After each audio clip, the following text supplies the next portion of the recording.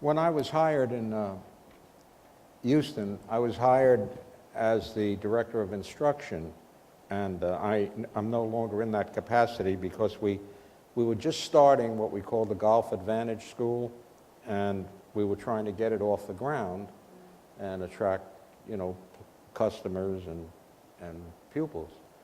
And we had quite a staff of teachers, and I would say full-time we had at least 8, and then there were the apprentices who were hired. They were working in the pro shop, or they were at the range, or different places. And I scheduled every month a get-together in our video room, which had, some seats there which we used for corporate outings. We had about a dozen seats where people could look at in a sort of an auditorium view. And I would ask each one to briefly get up and do a little bit of what we're doing here. What do you think about, how about some of your thoughts about teaching? And he would make his presentation. One of the girls would get up and give theirs. Another one would get up and give hers. Another guy would get up and give his. So there was an interchange of ideas.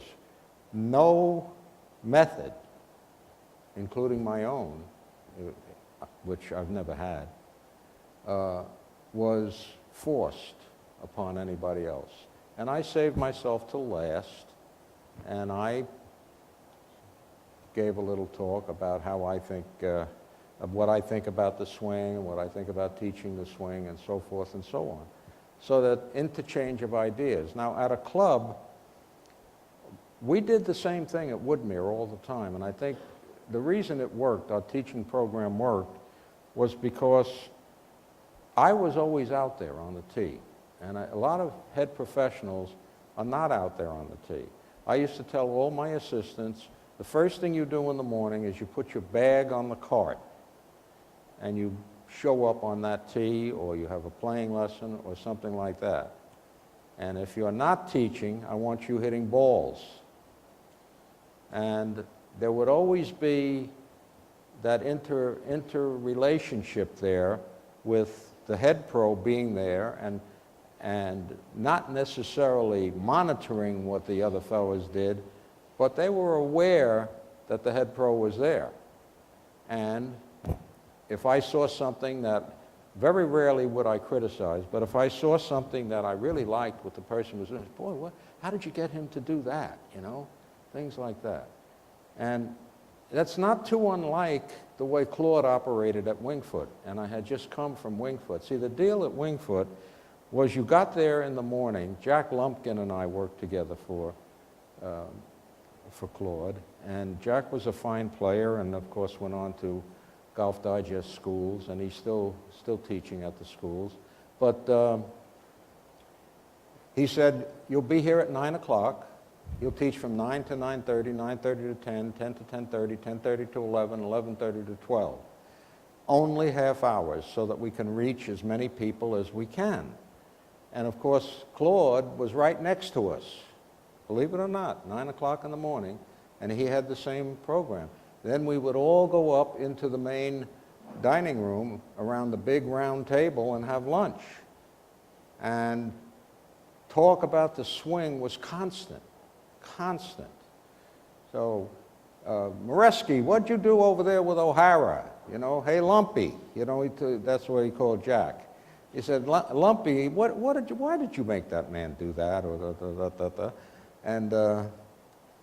And there was all, but it was all in good-natured fun. And then what he would do is he would pair us up, and we would play every afternoon.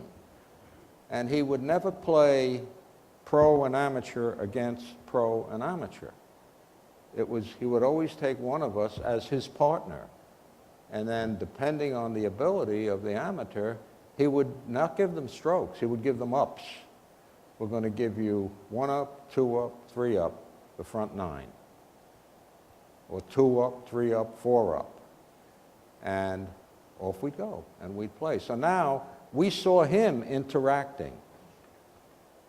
And he also was watching our deportment on the golf. I had a pretty good temper, and many times he'd jump on me about that.